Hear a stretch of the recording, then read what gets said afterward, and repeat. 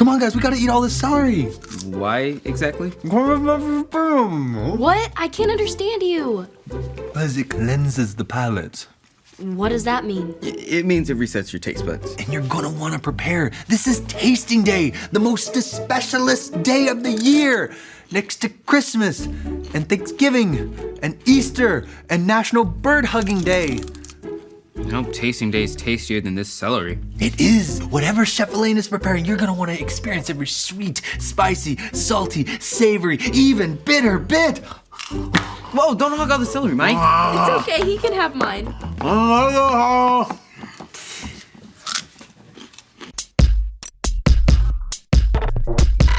We are Connect HQ.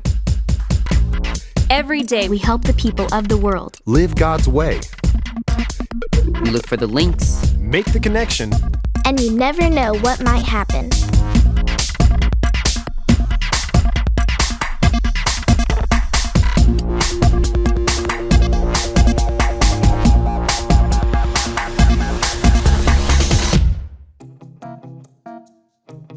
My name is Mike, and this is the time we stopped being selfish.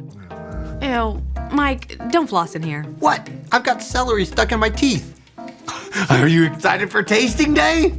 Oh, I decided not to participate this year. I wanted someone else to have my spot. How selfless of you. I am beyond excited. I couldn't sleep. And it's Edison's first time. I wish I could relive my first tasting day. So how does this work again? Okay, so Chef Elaine creates 3 new dishes that aren't on the menu, and then the lucky tasters get to vote on their favorite, but only the winning dish gets to appear on next year's menu. The others disappear forever.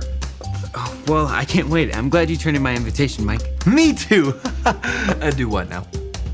I said I'm glad you turned in my invitation for tasting day, so I can try the new foods. Was I supposed to do that?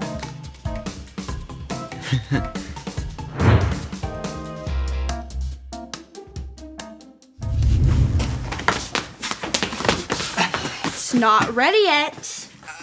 Quick question, Elaine. That's Chef Elaine. Yes, Chef Elaine, we were wondering how many seats are at the tasting day table this year? Only 2 people replied yes to my invitation, Harper and Mike. Mike! I thought you said when you were responding yes, you would RSVP for me too. I am not gonna lie, I did not know what RSVP meant. What did you think it stood for? Roller skating very playfully? I thought you invited me to go roller skating. Guys, will you please let me finish plating this food? Oh, Chef Elaine, I was wondering, could you set, an extra seat at the table for a very special guest? Only made samples for 2 people, so only 2 people can participate. Bummer, sorry, Edison. What? It looks like you're gonna have to wait till next year. Are you serious? Yeah. You're taking a spot? Yeah. That is so selfish. How? What? Technically, I turned in my invitation. I'm just following the rules. Poor guy. He thinks I'm being selfish. Will you help me carry these plates to the lounge? Absolutely, because would a selfish person do that? No, the answer is no.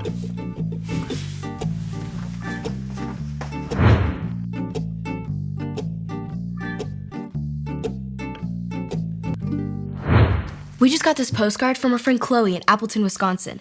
She writes, "Help Connect HQ. My cousin is coming to visit me for the summer, and my mom says I have to share my room with her. I don't want to share my space. What should I do?" Oh man, growing up with a twin sister, I know all about having to share space when you don't feel like it. You know, my friend Hannah comes over for sleepovers a lot, and every time she comes over, she asks for my favorite pillow. It drives me crazy, but it also helps me remember, stop being selfish. Start putting others first. Harper, I like that. I think we found our point link. Stop being selfish, start putting others first. Point link acquired. Oh, would you mind helping me find the rest of the links? I would love to, but it's tasting day. Oh, that's right. Don't worry about it. I'll find the links. You enjoy tasting day and tell me all about it. That's so selfless of you, Captain. So selfish. So selfish. Edison, it's almost time for tasting day. Want to join me? I'm not doing tasting day. Why not? I'm not here to blame anyone, but I trusted somebody with my invite. Then that somebody never replied for me. And now that selfish somebody is enjoying tasting day instead of me.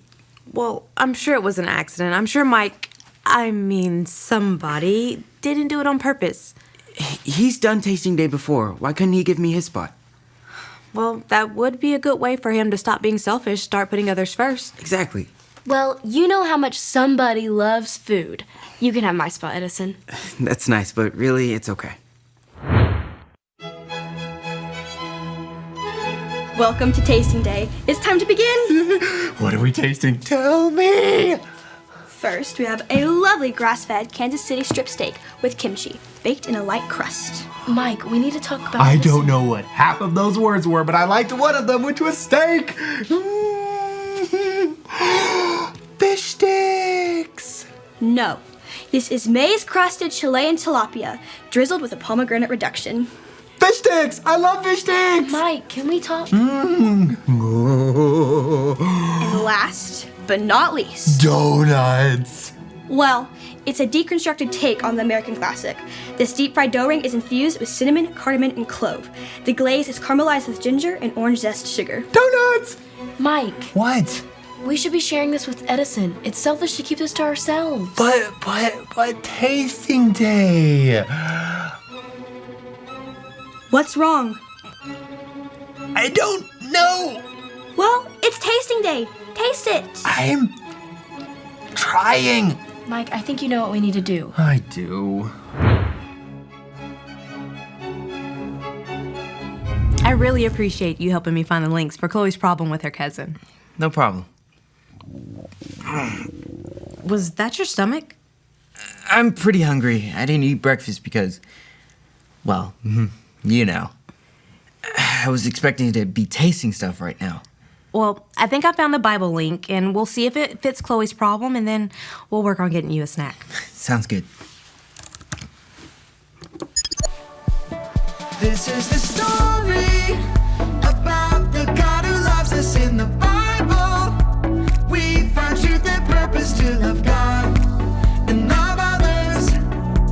We're searching God's word for things to discover. This book is alive, full of answers and godly advice. This book is alive. See the wonderful stories inside. Every day I'm searching, read through history and poetry. How much Jesus loves me. God's great story lives. There's no other book like this. This book is alive.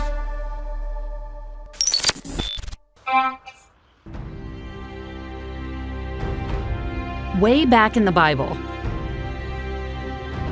Not that far back. Not that far back. Not that far back. Right after Jesus died for us and came back to life. Yeah, right after that. Jesus' followers had grown from just a few to thousands. They even moved from city to city. One of their leaders was one of Jesus' original 12 disciples. You may have heard of him. His name was Peter. He traveled around preaching and teaching the people how to live and love just like Jesus. In the city of Joppa lived a believer named Tabitha. She was always doing kind things for others and helping the poor.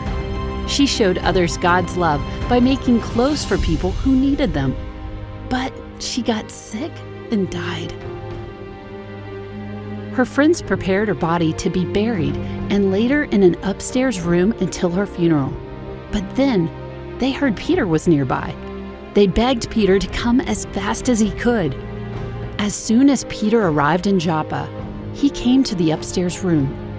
The room was filled with women who were crying and showing Peter the coats and other clothes Tabitha had made for them.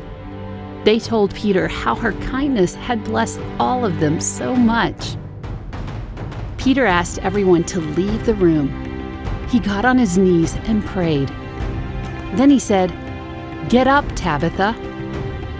And she opened her eyes. When she saw Peter, she sat up. Peter gave Tabitha his hand and helped her up. Then he called in the widows and all the believers, and he showed her to them, alive.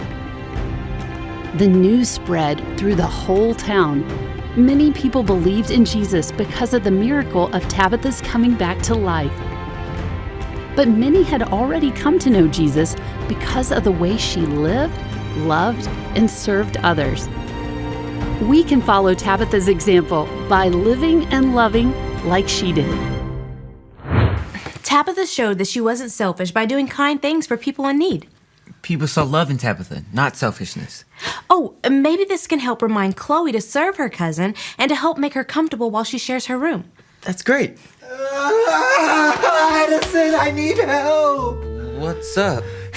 I can't taste anything, and it's tasting day.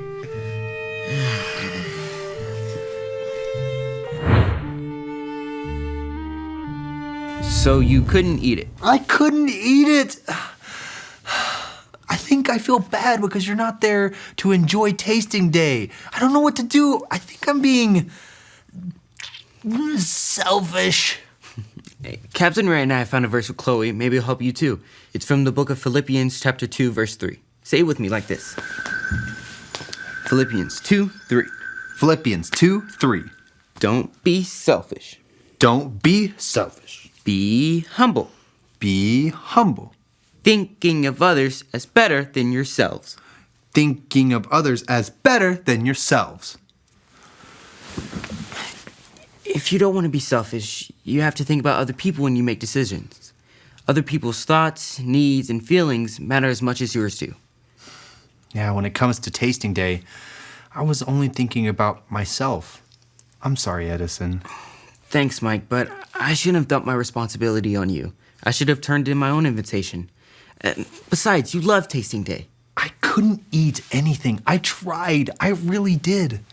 But I think God was showing me that my selfishness was hurting others, even if I was too selfish to notice. I want you to experience tasting day, Edison. How selfless of you, Mike. Now, come on, we better get going before the food gets cold.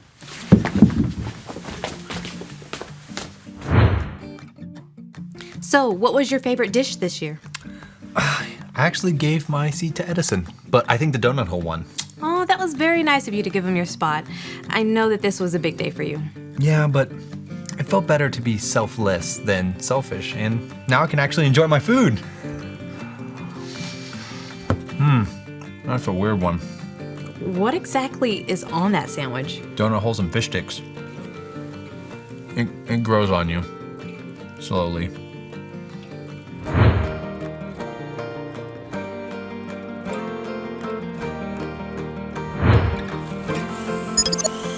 Hey Chloe, my name is Mike and I'm a part of Connect HQ.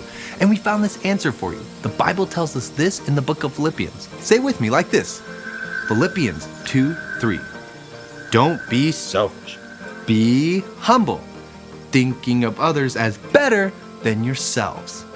You can't only think about what you want all the time.